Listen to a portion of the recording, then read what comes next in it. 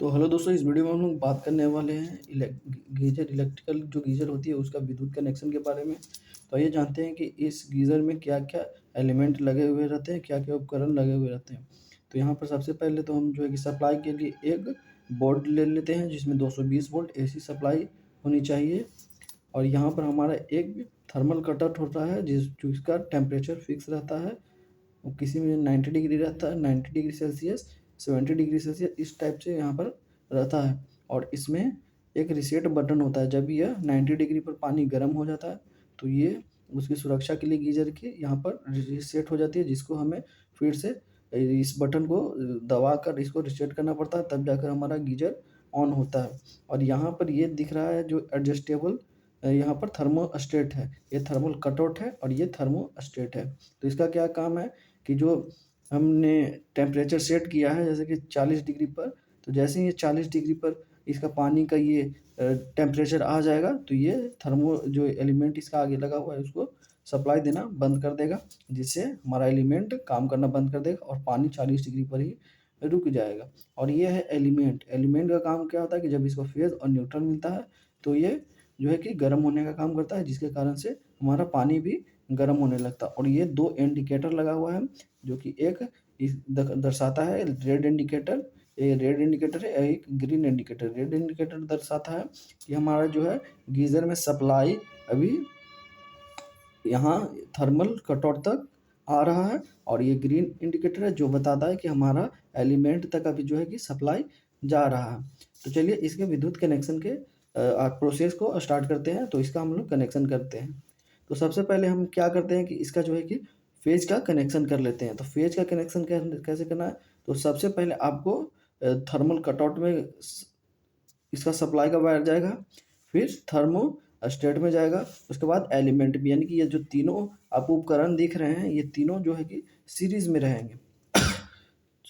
तो इसको पहले हम लोग सीरीज़ में कनेक्शन कर लेते हैं। यहाँ से इसको कनेक्शन किया, सप्लाई का जो फेज का वायर यहाँ दिया इसके एक टर्मिनल पर, और दूसरे टर्मिनल से जो है कि थर्मल कटआउट से थर्मोस्टेट में हम लोग इसका सप्लाई का वायर जो है कि लेकर जाएंगे। तो यहाँ पर हमारा थर्मोस्टेट में चला गया। थर्मोस्टेट से जो इसका एक वायर है उसको हम लोग यहाँ पर एलिमेंट में एक वायर को देंगे। तो एलिमेंट में यहाँ देख सकते हैं कि यहाँ एलिमेंट में एक वायर को हमने दे दिया है।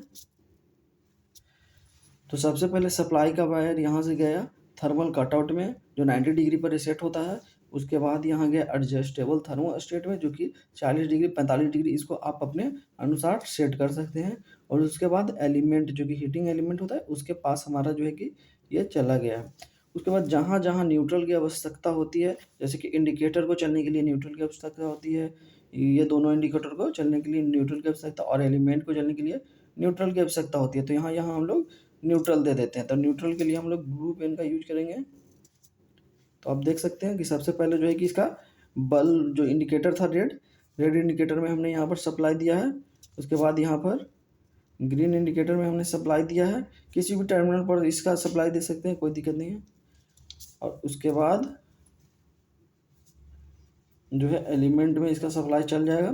तो यहाँ एलिमेंट को यहाँ पर पूरी तरह से वर्क करने के लिए सप्लाई तो मिल गया, मगर अभी इंडिकेटर को जो है कि फेज का सप्लाई देना बाकी है। तो इसका इंडिकेटर का कनेक्शन कैसे करें, तो हमको सबसे पहले ये देखना है कि जो ग्रीन इंडिकेटर है वो एलिमेंट के लिए है, तो एलिमेंट के पास से भी आप इसका सप्लाई दे सकते हैं, या फिर जो आपका एडजस्टेबल थर्मोस्टेट है उसके जो आउटपुट वायर है वहाँ से आप इसका फेज का सप्लाई दे सकते हैं। और जो रेड इंडिकेटर है उसके लिए आपको थर्मल कटआउट के जो यहाँ पर आप देख सकते हैं इसके आउटपुट के वायर से फेज को आप दे सकते हैं।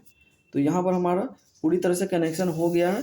अभी बच गया हमारा बॉडी अर्थ, जो कि आप यहाँ से डायरेक्ट ही जो गीज़र आपका है उसका बॉडी पर यहाँ से कनेक्शन कर देंगे।